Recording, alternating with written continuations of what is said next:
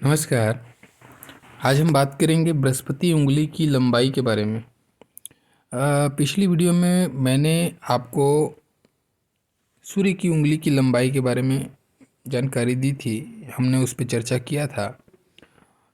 उसी वीडियो में एक बहन ने कमेंट्स किया है कि गुरु की उंगली की लंबाई के बारे में वो जानना चाहती हैं कि ज़्यादा हो या कम हो तो क्या होगा। तो मैंने सोचा कि चलो इस पर भी एक वीडियो बनाया जाए, इस पर भी जानकारी विस्तृत रूप से ली जाए।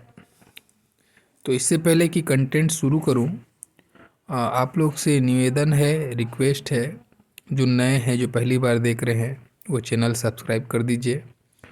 और अगर अच्छा लगे वीडियो पूरा देखिए। आपको अगर अच्छा लगे, पसंद आए, कंटेंट्स लगे कि मैच होता है, वास्तविकता लगे, तो लाइक ज़रूर कीजिएगा।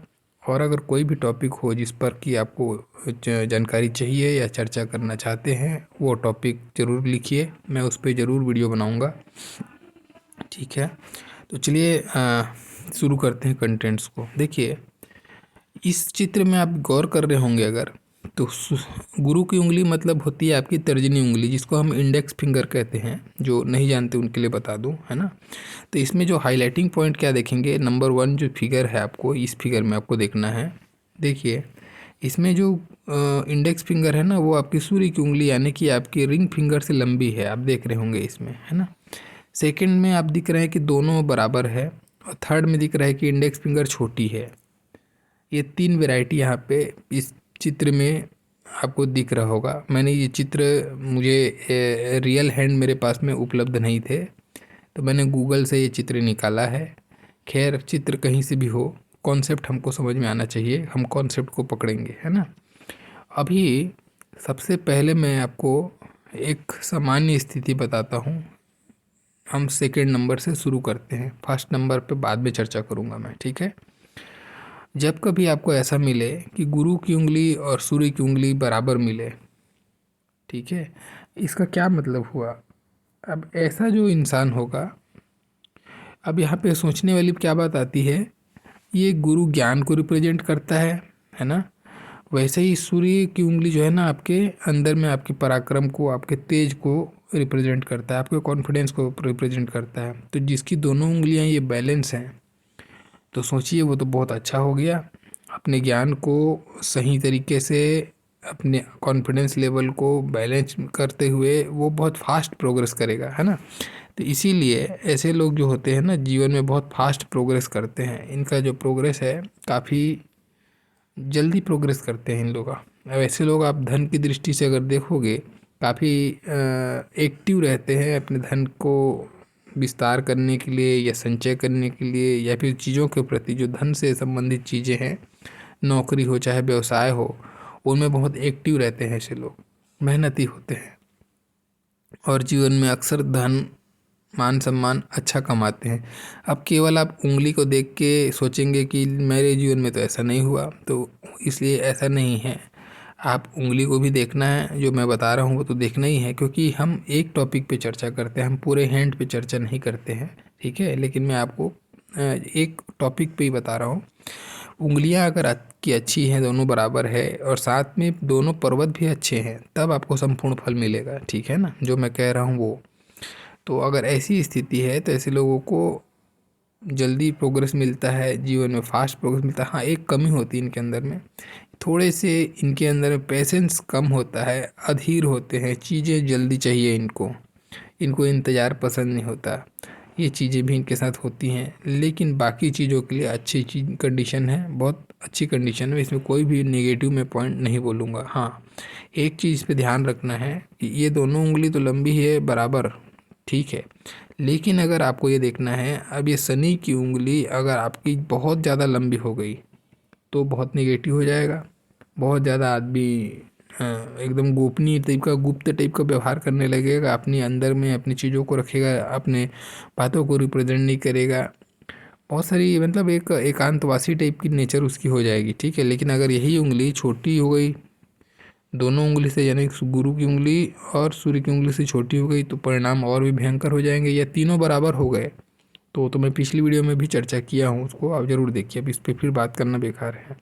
तो हम आज जो टॉपिक है उसी पे आते हैं। अगर ये दोनों बराबर है, अच्छी स्थिति है, धन के लिए अच्छी है, जिस लेवल में आप रहेंगे उसी लेवल में कंटिन्यू आप रहेंगे, उस लेवल से नीचे नहीं जाएंगे, उस लेवल से भले ऊपर ज़रूर जाएंगे आप, ये गारंटी देता है ये।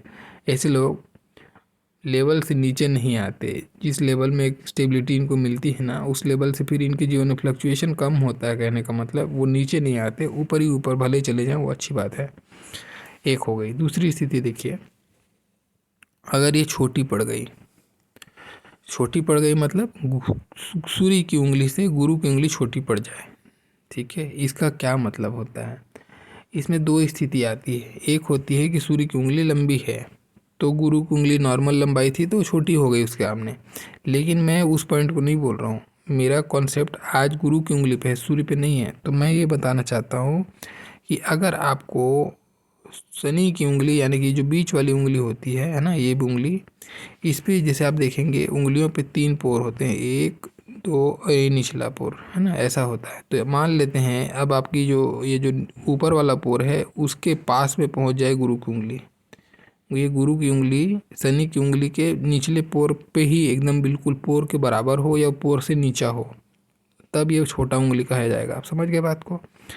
मान लेते हैं ये जो गुरु की उंगली है वो शनि की उंगली के ऊपर वाले पोर के बराबर हाइट पे आ रही है, इतने हाइट पे आ रही है, तब की बात कर रहा हूँ मैं, या उससे नीचे की आ रही है तो और, है ना, उस कंडीशन की बात कर रहे हैं हम। सूर्य से कंपेयर नहीं करना है अभी, केवल गुरु को देखना है, गुरु को शनि से कंपेयर करके देखना है आपको। अगर ऐसी स्थिति जैसे मैंने समझाया आपको, ये बहुत ख़राब स्थिति है, तब ये बताता है जीवन में धन के लिए संघर्ष, दाम्पत्य में कलह, दाम्पत्य में मनमुटाव, दाम्पत्य में मतभेद, ठीक है, या कभी कभी देर से शादी होना या विवाह के सुख में कमी, कोई भी प्रकार से ऐसी स्थिति बन सकती है। बाकी और भी योग कैसे हों उस पर, लेकिन ये इतना तो है, केवल इतना देखने से समझ में आता है कि दाम्पत्य इनका अच्छा नहीं होगा।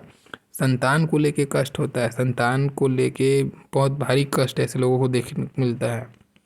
कभी कभी ऐसा भी देखा जाता है कि संतान बहुत देर से होती है या फिर नहीं भी होती है, ऐसी स्थिति को जनरेट करता है, ठीक है। तो दाम्पत्य सुख के लिए तो अच्छा ही नहीं है, संतान के लिए भी नहीं, और धन की दृष्टिकोण से, क्योंकि गुरु को हम मेनली जो जानते हैं संतान, धन और आपके दाम्पत्य जीवन के कारक बनते हैं और विद्या के भी कारक बनते हैं। तो विद्या के कारक में क्या आता है, अब ऐसे लोग काफ़ी मेहनत करें, भले बाकी चीज़ें अच्छी हो सकती है, उसके हाथ में टैलेंट भी हो सकता है, कितना भी टैलेंट हो, कितना भी मेहनती हो लड़का, लेकिन फिर भी उसके रिज़ल्ट उसके अनुकूल नहीं आते, उसके मेहनत के अनुकूल नहीं आते। या फिर कभी कभी ऐसा भी देखा जाता है कि इनका भी पढ़ाई लिखाई में इनका मन नहीं रमता, उच्च शिक्षाएं ऐसे लोगों को नहीं मिल पाती, अगर मिलती भी है तो उनके काम नहीं आती, ऐसी स्थिति को जनरेट करने लग जाता है। तो ये बहुत बुरी स्थिति होती है। गुरु की उंगली का छोटा होना, पोर के बराबर है तो भी ख़राब है, और पोर से जब नीचे चले जाए तो और भी ज़्यादा ख़राब स्थिति हो जाती है। विवाह लग के टूटना, बार बार टूटना, या विवाह ही ना होना, ऐसी बहुत सारी स्थितियाँ जनरेट करती है कंडीशन के हिसाब से, ठीक है। बाकी एक स्थिति जो अच्छी स्थिति है, अब ये इसको बहुत श्रेष्ठ स्थिति कहता हूँ मैं, ये बहुत ही सुंदर स्थिति है। कभी भी गुरु की उंगली सूर्य की उंगली से लंबी हो जाए, यानी सूर्य की उंगली हो गई, ये गुरु की उंगली हो गई, है ना, गुरु की उंगली आप देख रहे हैं सूर्य की उंगली से लंबी है, तो ऐसे लोग होते हैं गुदड़ी के लाल, बहुत लकी होते हैं। इनका कुछ भी ये करें, कुछ भी चीज़ में हाथ आजमाएं, वहाँ पे इनके कर्म से पहले इनका लक साथ चलता है। तो बड़े लकी किस्म के होते हैं, जीवन में अच्छा सफलता हासिल करते हैं। अगर मान लेते हैं ये किसी स्त्री के हाथ में है, क्योंकि अब एक बहन ने ये प्रश्न पूछा था और यही प्रश्न पूछा था उन्होंने। देखिए इसका अर्थ क्या होता है, समझिएगा इसको। स्त्री के लिए गृहस्थ को, गृहस्थ का मैनेजर है वो, है ना, एक गृहस्थ को मैनेज करने का काम मुख्यतः एक स्त्री का ही होता है। तो अगर गृहिणी है कोई है तो ये क्या करेगी, अपने घर को बहुत अच्छे से व्यवस्थित करके रखेगी। घर को व्यवस्थित करने का मतलब अपना जो परिवार है उस परिवार में अच्छा कमांड लेके रखेगी, क्योंकि गुरु प्रधानता है, गुरु कमांड है ना।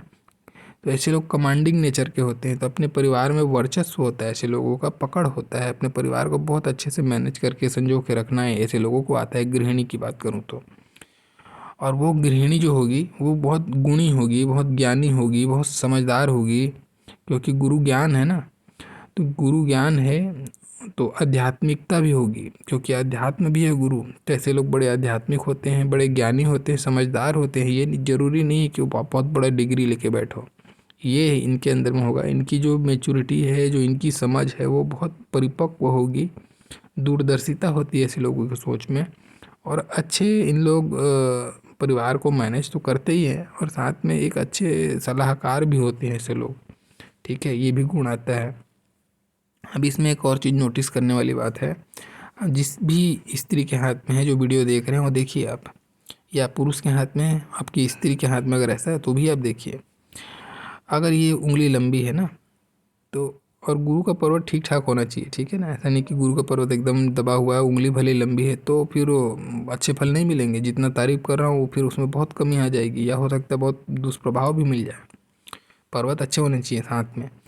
अब ये लंबी है, पर्वत अच्छा है, इसका मतलब क्या होगा। अब ऐसी जो स्त्री होगी ना, इस स्त्री के हाथ से खाना बड़ा स्वादिष्ट बनता है, बहुत अच्छा टेस्ट होता है इनके हाथ में। इनको पकवान बनाने का या फिर खाना बनाने का बहुत ज़बरदस्त हुनर होता है। और एक प्रकार के अन्नपूर्णा बोलूँ ना ऐसे लोगों को, तो मैं गलत नहीं है। बहुत अच्छा इनका संस्कार होता है, घर गृहस्थी को बहुत अच्छे संभाल के रखते हैं, धन को वृद्धि की ओर लेके जाते हैं, परिवार को ऊपर की ओर लेके जाते हैं। ऐसी गृहिणियाँ बहुत शुभ होती हैं। जिस भी स्त्री की महत्व होती है, और ऐसा जो पुरुष है उसकी पत्नी है, तो वो पुरुष बहुत लकी होता है। ऐसे लोग जिस भी परिवार में शादी होके जाते हैं, उस परिवार में उन्नति देते हैं, पुत्रवान होते हैं। ठीक है, अच्छे संतान तेजस्वी होता है ऐसे लोगों का। ये सारा जितना भी अच्छा गुण है गुरु से संबंधित, वो सारा गुण इनको मिलता है। और बड़े ही सभ्य होते हैं, बहुत सभ्यता इनके अंदर होती है, बहुत खुददार किस्म के होते हैं, स्वाभिमान कूट कूट के भरा होता है।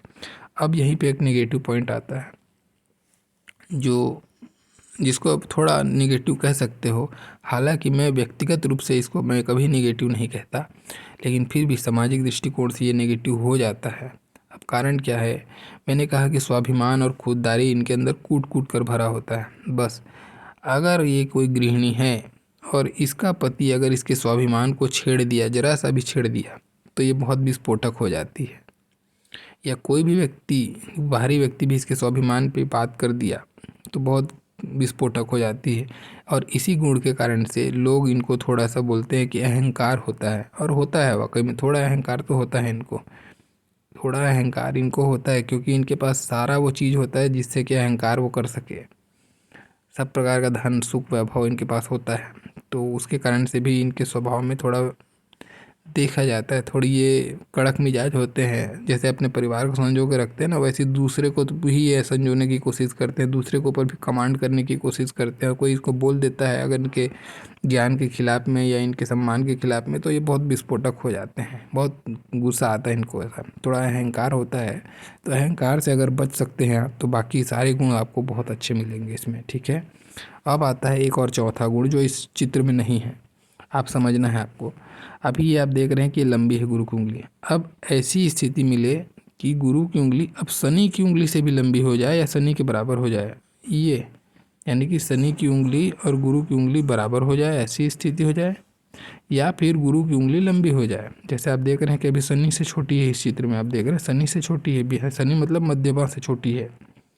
अभी ऐसा हो कि मध्यमा के बराबर हो जाए या मध्यमा से ऊपर हो जाए, तब क्या होगा।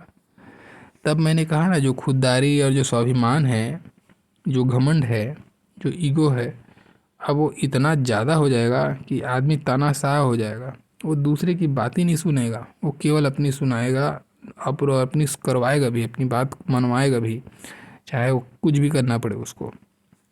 तो ऐसे लोग बड़े तानाशाही किस्म के होते हैं। हिटलर, मुसोलिनी, ये सारे लोगों का ऐसा ही हाथ था।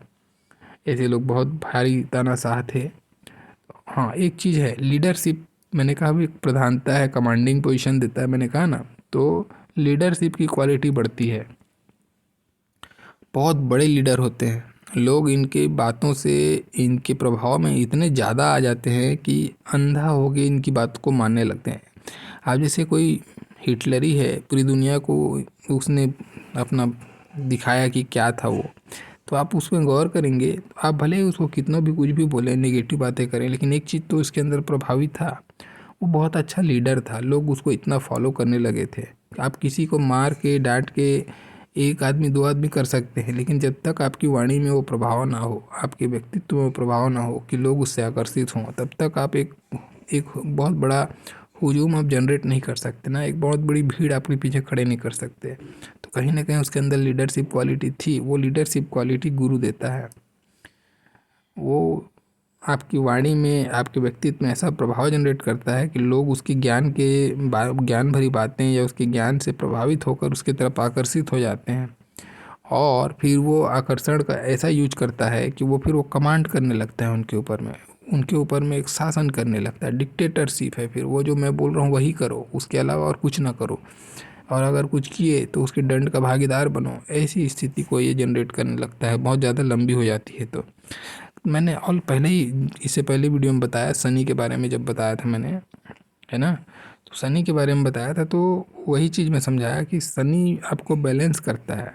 आप सनी को ऊपर कोई उंगली रिकवर करने लगे या सनी को क्रॉस करने कोई लगे, तो फिर तो चीज़ें फिर अनबैलेंस होनी ही है, फिर आपके साथ में बहुत बड़ी बड़ी प्रॉब्लम आनी ही है आपको।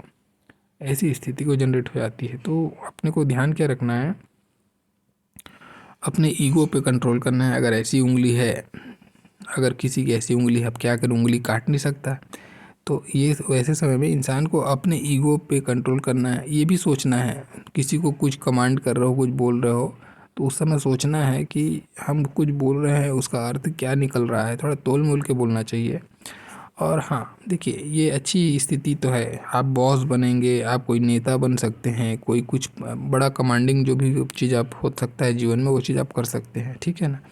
ये स्थिति पे जो नंबर वन स्थिति है, ऐसे लोग अच्छे बॉस होते हैं, ऐसे लोग भी सफल होते हैं जीवन में, धन अच्छा कमाते हैं, ठीक है। लेकिन इनकी सफलता का जो लेवल है वो ज़्यादा होता है नंबर वन का, ये बहुत बड़े लेवल की सफलता है, ये उससे छोटे लेवल की सफलता है, ये बहुत निम्न स्तर की सफलता नहीं बोलूँगा, ये तो फिर ख़राब ही है, ये ख़राब है, ठीक है। ये भी अच्छा ही है, ये भी, ये सर्वश्रेष्ठ है, ये श्रेष्ठ है, ये अति ख़राब है, ठीक है। और जो पहला वाला है वो भी ख़राब है।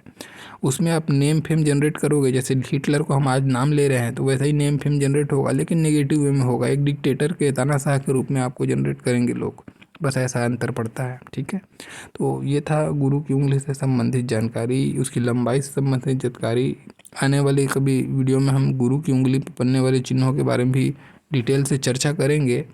ये भी एक अच्छा सब्जेक्ट है। गुरु की उंगली पे भी या सारी उंगलियों पे भी कोई ना कोई एक साइन होता है, कुछ ना कुछ चीज़ें ऐसी होती हैं जिसको हमको देखना चाहिए, हम उस पर भी कभी चर्चा करेंगे। आज के लिए टॉपिक लंबाई का था, तो आशा करता हूँ आपको ये अच्छा लगा होगा, पसंद आया होगा, और अच्छा लगा होगा तो प्लीज़ लाइक ज़रूर कीजिएगा। जो नए हैं वो चैनल सब्सक्राइब करना ना भूलें। मेरा वीडियो देखने के लिए बहुत बहुत धन्यवाद, थैंक यू।